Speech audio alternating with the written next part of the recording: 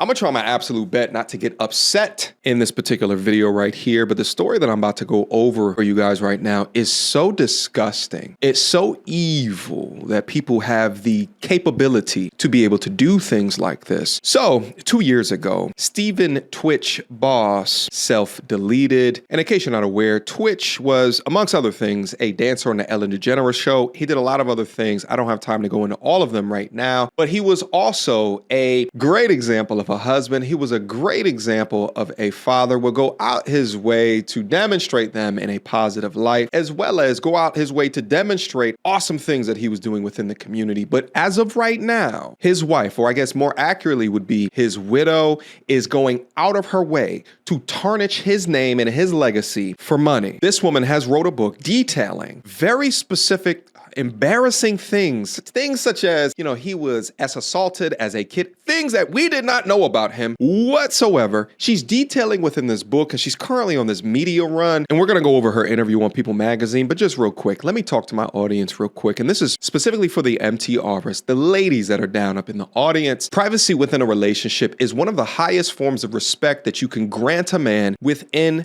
a relationship. Privacy is key. How shameful of a woman do you have to be to tarnish this man's legacy after he's no longer with us? He's not even here to defend himself. But the woman that he got down on bended knee for says, bump all this privacy-ish. I'm going to make some money off of this. Going to the extent of crafting an NDA to give out to the family members at his funeral. Yes. This is why I tell men, do not share your deepest, darkest secrets with a woman that you're dating or in a relationship with, because they may use that information against you. Now, as I address the ladies, I understand it's not all of you, but I need you to be shaming this woman just as much because she represents you. So anyway, the family is absolutely furious that she is doing this, but let's just go over her people appearance. Due to copyright, I can only play the audio, which is good because you shouldn't be exposed to evil in motion like this anyway. I could carry them and get them through it. And then I realized, well, wait, I haven't taken a moment to also heal myself. And so it's like I'm learning that what he experienced, I want to be an example of now and show other people they can do it. I had dealt with an ex that had addiction problems, and then I realized Steven had addiction problems, and it's something that I kind of have been like, where was I involved in this? And I had to take some steps for myself to realize, like, I was able to help one, and I wish I could have been that for the other. But it's also not my job to do that. There was a moment I was with one of my really dear friends, and we were cleaning out the closet and picking out an outfit for him for the funeral. And it was a really triggering moment for me because there was a lot of things I discovered in our closet that I did not know existed. Why? Tell us. And it was very alarming to me to learn that there was so much happening that I had no clue. So it was a really scary moment in my life. You know what's so crazy about this is that she had a relationship prior to this where she recognized addiction issues, and she just glanced over it right here. Like, you realize that your husband had addiction issues and you didn't think that it was your place to help him, and then you feel so confidently, let me relax. Then you feel so confidently to expose things that you found within his closet that you didn't know about.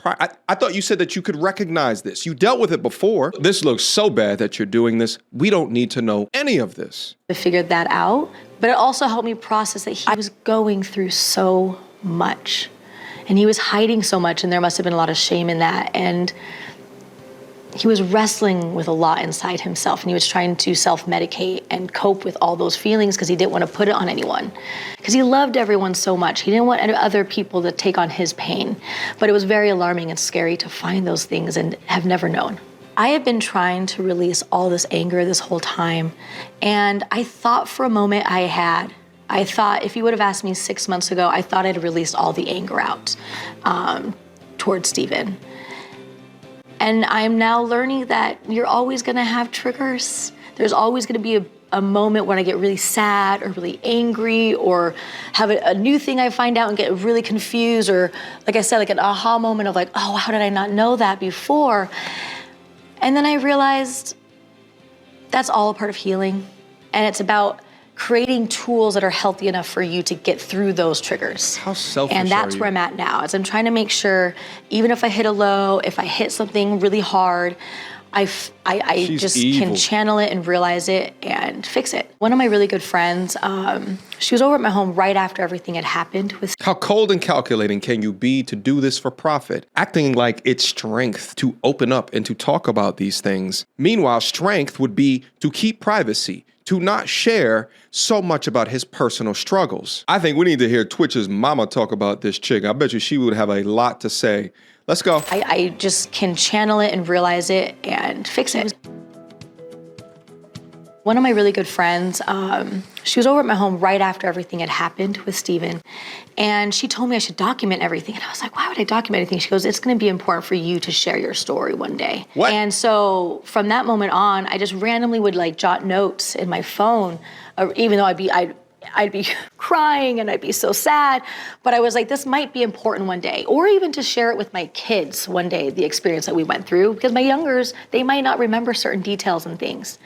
So I started jotting things down, but it is interesting when you're on this healing journey, and the journey that I've been on is things were being discovered, or new things, or I was having new aha moments. So I would be writing this book and then have to be like, wait, go back, this is different for me now. Or I just realized this for the first time. So strong. And it was kind of like therapy for me. And I looked at myself all the time in the mirror. I was like, wow, like I'm feeling better, but then things are also getting harder with it. So it was just a constant battle with myself. But at the end of the day, I'm really proud that I did it, and I'm really proud of what work has been put out. And I hope one day that my kids can look at it, my friends and family can look at it. I really wanted to come out with this book because I've had so much support around me for years, around me, around my family, and so many people feel like they know who I am, and they look to us and they lean on us. And I've always loved that our family is like kind of this example of love and joy and light.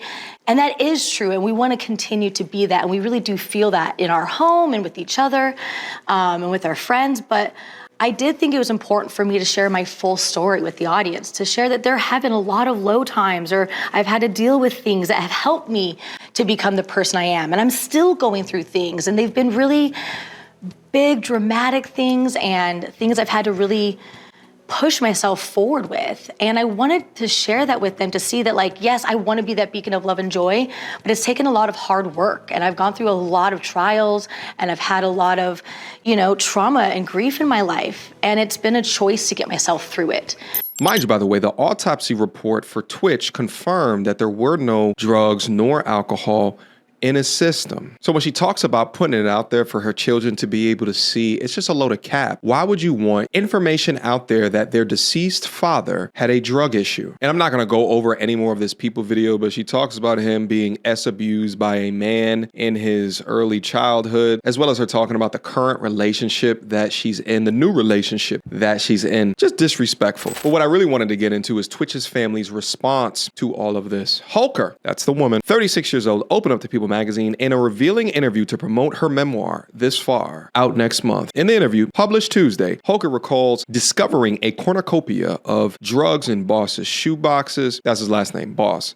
Ahead of his funeral. It was really a triggering moment for me because there were a lot of things I discovered in our closet that I did not know existed. She told the magazine, describing the drugs as mushrooms, pills, and other substances. She continued, it was very alarming to learn that there was so much happening that I had no clue about. It was really scary in my life to figure that out, but it also helped me process that he was going through so much and he was hiding so much. There must have been a lot of shame in that. Now, family and friends are outraged by her decision to speak about his alleged addiction and release a memoir about it. On Tuesday, Boss's cousin replied to a post on X about Holker tarnishing Twitch's legacy, claiming that Holker hasn't let Boss's family see their 3 children. The family member added, he wasn't an addict. He just smoked weed and was actively trying to quit. He wasn't some junkie. And then here goes the X post right here from Big L. And again, I'm not sure her relationship to Twitch, but let's just carry on. Here goes a picture of all of them together.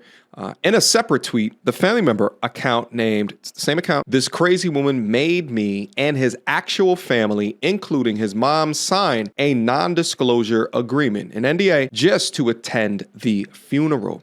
She's been trying to tarnish his legacy. only to exploit and lie on my cousin? Hell no. Other family and friends have chimed in, including friends Courtney Platt and Emmanuel Hurd. Let's take a look at Courtney's first, all right? This is her Instagram profile. And if you take a look at this post right here, it goes over a lot of information. Anyone who knows me knows I go straight to the source during a conflict and handle my business, but since there's clearly no shame in being so public, I haven't said a word in 2 years, but here I go. I was there the moment you both connected. I was there the day you got engaged. I stood by your side on your wedding day. I was in your home the day that he passed away. I was by your side because your husband was my family. It didn't matter how often we spoke, how often we saw each other, we were bonded. This is by far the most tacky, classless, opportunistic act I have ever seen in my entire life. We all had to sign some weird NDA to attend his funeral, even his own mother, who you've treated like garbage this entire time. And let's just remember, you wouldn't have even had a husband if it wasn't for her, not to share anything or ruin his name, as if that was on anyone's mind in the first place. And here you go and write a book with all of the dirty laundry, smearing his name and attempting to dim the bright, loyal, loving light that was your husband, my friend. Whether any of it is true or not is actually beside the point. This is how you protect the boss name you so quickly dropped on your social media platforms 48 hours after he passed, his legacy. This is how you protect his children from any further humiliation, hurt, and despair. This is what you want them to remember about him. You have moved on. You're living your life. You're on every other carpet that you can get on, every celebrity row you can sit in, every magazine you can be in, and you needed to do this? That clout is a dangerous thing, ain't it? Get a journal, a therapist, a friend, but publishing a book shamelessly, sharing the pages of your husband's journal, People magazine, what a joke. Yes, he self-deleted, which is a fact all of us still can't fathom, and he was clearly having mental health issues, hurting so deeply, and this is your example of empathy? Let her cook. Of your love? This smear campaign for a buck is absolutely not what he would have ever wanted, no matter how bad he was hurting. Not for a second. You're a living, breathing bulldozer. Stick to your own demons. Shame on you, Allison. Shame on your money-hungry team. Let my friend rest in peace, not your PR. Sheesh. That is a scathing note if I have ever seen one, but very just. Now, Manny Cross is another friend of Twitch who essentially is saying the exact same thing as the last post. I'll put it up here. You feel free to read it if you want to pause the video, but I'm not going to read the entire thing. In 2024, Holker published a children's book titled Keep Dancing Through, A Boss Family Groove, which named Boss as a co-author. Now, this is 2 years after he has passed. They started writing the story in 2021. She said on the School of Greatness podcast that month. At the time, Holker addressed public opinion on how she portrayed her grief. I am such a public figure that people have a lot of opinions on how I should be handling myself, how I should be handling the grief, and what they expect to see, what they expect me to say, and what they expect to hear from me, she said. I've always been a person that I have to do things my way in my own pacing, my own time, and that's going to come sometimes with a lot of emotion for other people. I think that I just had to challenge myself to stay my own course because I have to go through this at my time to be the best version of myself and the best version for my kids. This is so sick. Then I can come forward to use my voice to help as many people as I can. Now, Twitch's mother has released a statement that I will go over for you guys. She writes, our family is absolutely appalled by the misleading and hurtful claims that she made about my son, Stephen Boss. The recent publications spreading untruths about Stephen have crossed every line of decency. As his mother, I will not let these accusations go unanswered. We will not stand by why his name and legacy are tarnished. He does not deserve this, and the kids definitely do not deserve this. For the last 2 years, I have remained quiet and away from the public eye to protect my family. Shout out to Mama.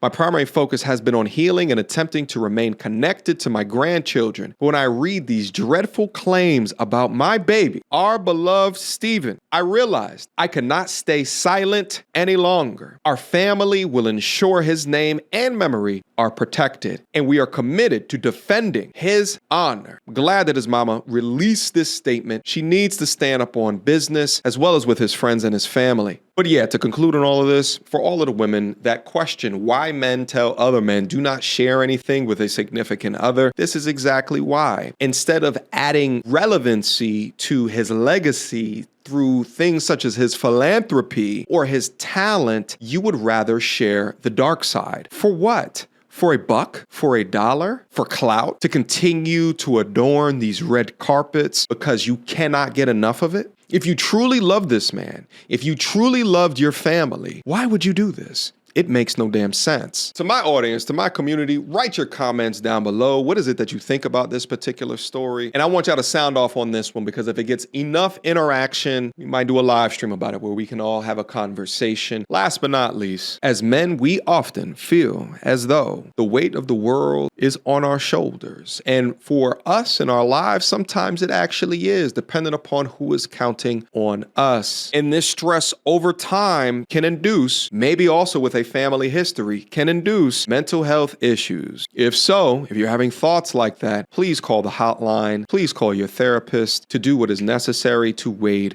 through the water. That has been your video here today. Guys, again, drop me your comments down below. Let's have a discussion about it, and I will see you soon. Until next time, YouTube.